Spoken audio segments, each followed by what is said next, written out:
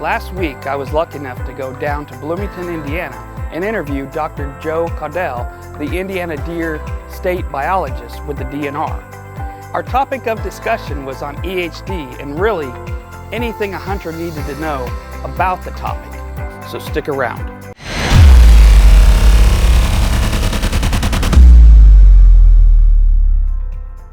But instead of you sitting down and watching the whole interview, what I did is I just took his parts and cut it together to make one solid piece, to make it a little bit shorter of a video.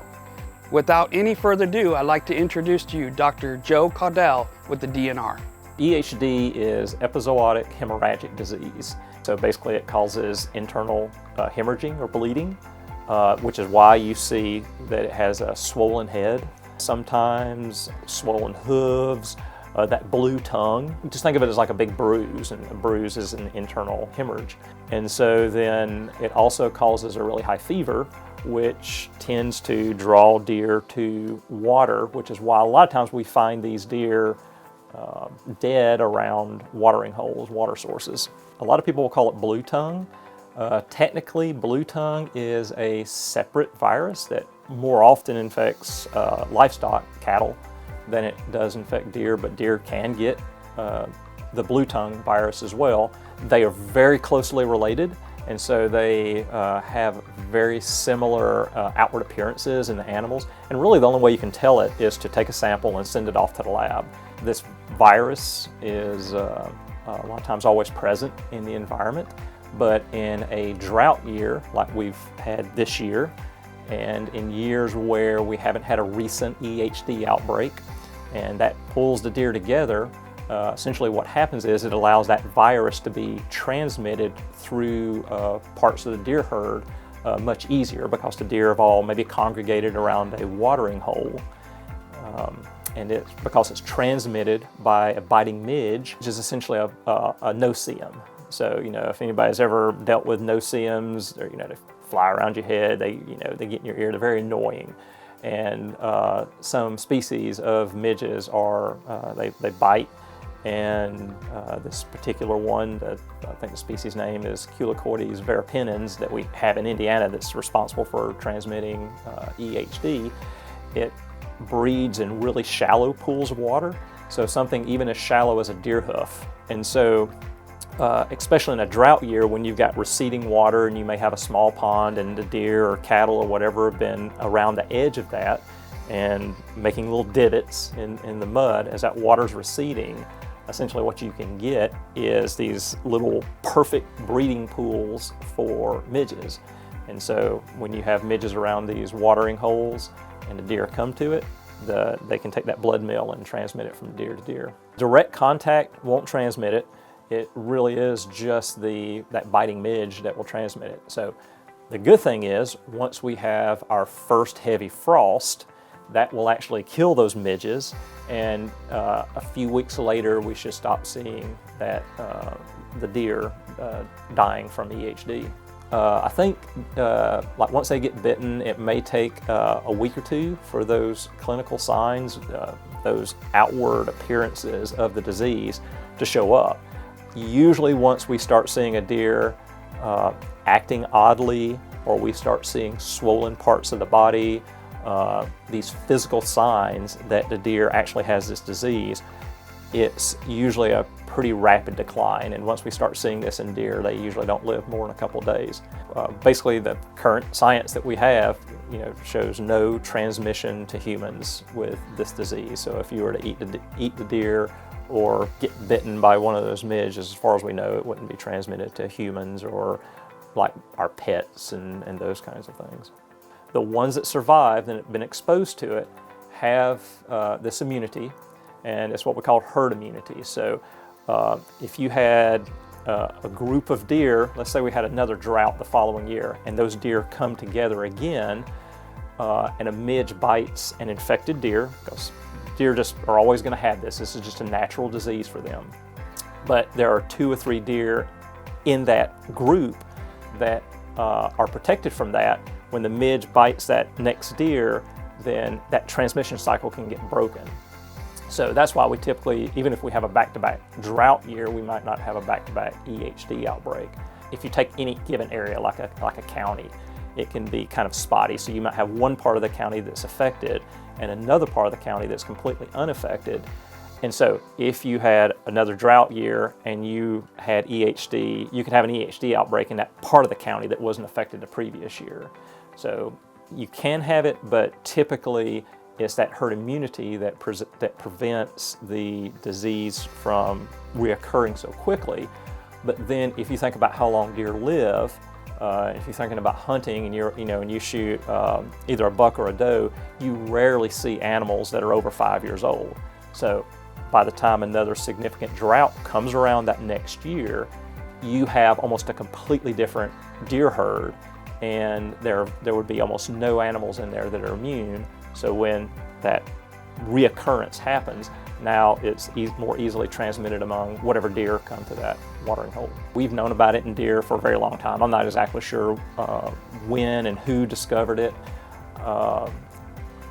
It's become more prevalent in the Midwest, possibly because of increasing deer populations that we've had, as opposed to back in, like say the 60s and 70s, where we're still recovering our deer herd.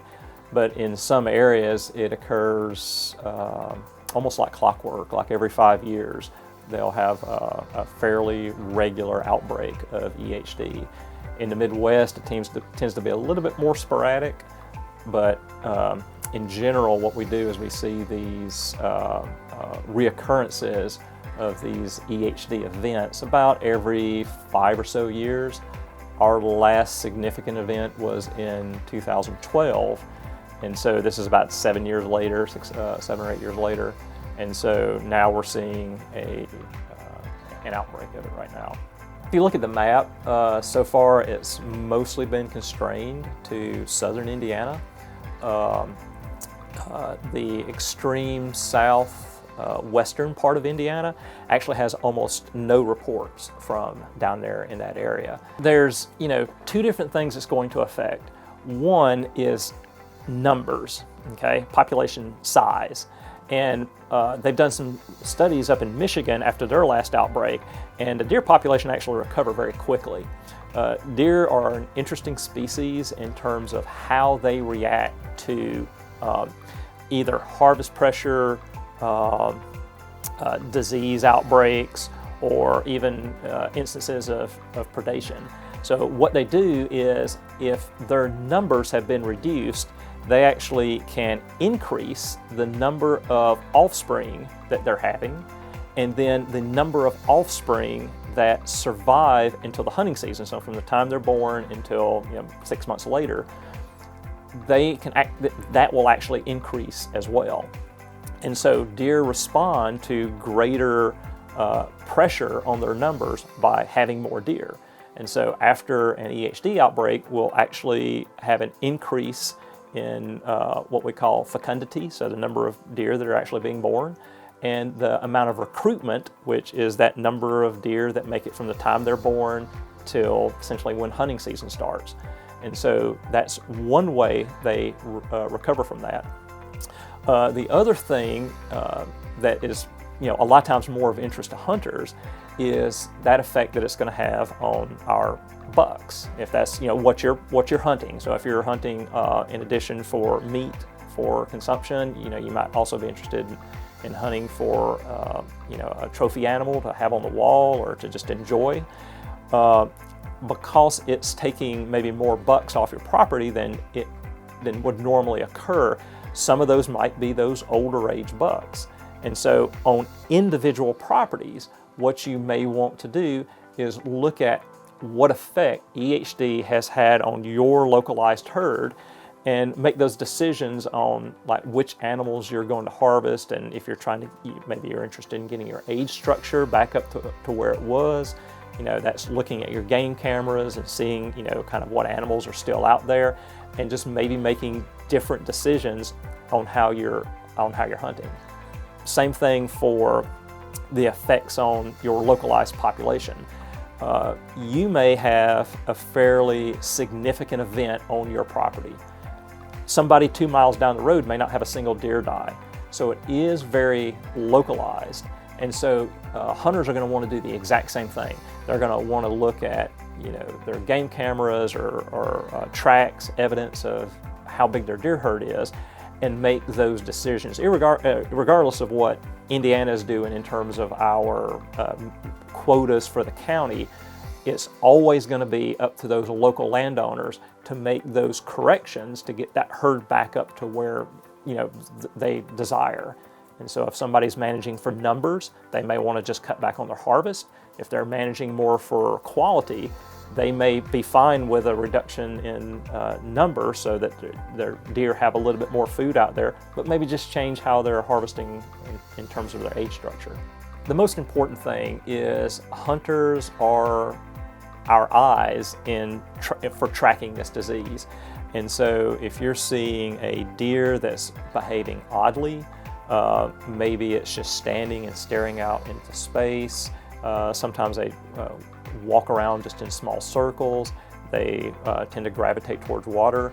Maybe you're out checking your property and you're finding some dead deer that's associated with water, and you don't find like a wound or broken bones or anything like that. The most important thing you can do is actually report it on our website. And that website's real easy. It's deer.dnr.in.gov. And there's a reporting form at the top. And what that does is that allows us to track the severity of the disease. So, as you're coming across these things, as you're checking your game cameras, or you're just out walking around on the property, looking, just checking things out before you go hunting, and you're seeing evidence of this, be sure to report that back to us, because that's ultimately how we track this. One of the ways we collect biological data and work with hunters is we have a survey. Whenever you check in your deer, you have an option at that point to fill out a survey. And I think one of the questions we're going to put in there this year is, did you see evidence that your hooves on your deer had sloughed off or were in the process of sloughing off? Because that can also give us an indication of how severe the outbreak was. And remember, these are deer that have survived it and are now just fine. They probably have an immunity to it at this point. The hooves of deer that have been affected and then survive from it actually sometimes show evidence of the hoof is actually sloughed off or is in the process of sloughing off. But it's that evidence of that the deer was infected actually can help us out. There is also a link to our EHD page, and what we're doing is that data that hunters are providing eventually goes into that map. We update a database on a fairly regular basis, and it goes into that map, so then hunters can actually track how many reports we're getting, how many samples we're taking, and then actually look at the areas where we verified it at. And usually what we have to have a very fresh sample to be able to test it, because we're testing primarily the spleen, but we also pull out other internal organs such as kidney and lung and liver, and the lab likes to look at those for effects of the disease. But the primary organ that we're going after is the spleen. And in the types of temperatures where you have a drought, it's typically very hot, and the basically the animal just starts to decompose very quickly. So a lot of times what we'll do is respond to a live sick animal, try to have it euthanized. A lot of times either our conservation officers or local police will help us with that, and then we're able to get a nice fresh sample. We collect that and then send those off to the lab pretty quickly. When you're butchering your deer, most of the time you won't see any kind of evidence that the deer has had EHD. The part of it we think is because maybe the disease kills so quickly that it just doesn't show any internal evidence. Really, the sample has to be sent off to the lab to be able to determine if it's had EHD or not. There's no cure, there's no treatment, there's nothing we can do about EHD, and it's a natural disease. And unfortunately, that's just something that managers and biologists have to deal with, is that, all of our wildlife species are going to have just these various natural diseases that sometimes regulate a population and maybe keep it from getting too large, even just thinking about ticks and other ectoparasites, those are things that just affect deer or other wildlife species it's just part of their natural existence. And so we monitor for it, and then that factors into our management decisions for harvest. And that's why that monitoring is so important and so critical, that if hunters are seeing evidence of this, that they are reporting it on our website. Well, there you have it, the ins and outs of EHD. I hope this video was able to answer some of your questions. I'm the OCD Hunter, and I hope that by continual, painstaking practice of changing, fixing, and improving on ideas will help you out in your endeavors. Don't forget to like and subscribe. Click that bell next to the subscribe button to get notified of new videos. Comments are always welcome.